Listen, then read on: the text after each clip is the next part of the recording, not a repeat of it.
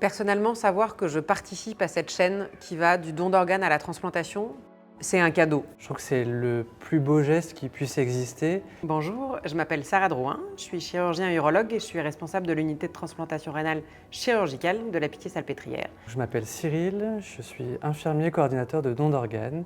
On intervient dès que les équipes médicales et paramédicales n'ont malheureusement plus de projet thérapeutique à proposer pour le patient.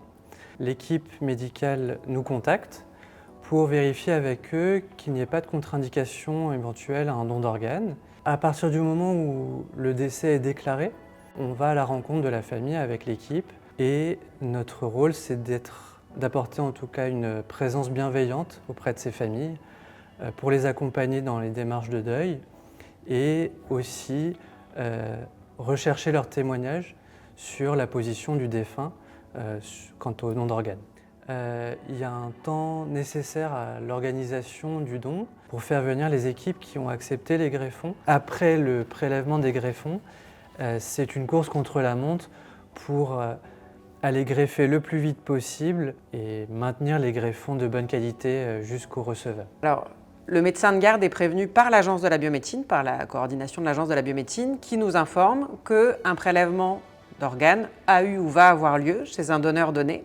Et donc on a accès à un dossier qui est anonymisé du donneur, avec ses caractéristiques à lui, ses caractéristiques de maladie, les traitements qu'il prend, son poids, sa taille, et puis les caractéristiques des différents organes, pour qu'on puisse évaluer si l'organe qu'on nous propose est compatible avec le receveur indiqué. Celui-ci va être accueilli dans le service par une équipe d'infirmières et de médecins qui vont le préparer pour la chirurgie, vérifier que l'organe est compatible. Et puis, une fois que tout ça est fait, que la préparation est faite, il va être pris en charge au bloc opératoire avec une équipe d'anesthésie, de chirurgie et d'infirmières qui vont réaliser l'acte chirurgical de la transplantation.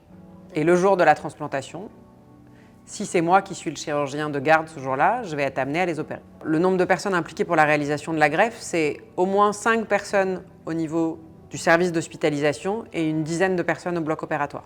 C'est quelque chose qui fait sens à notre métier d'infirmier et de soignant.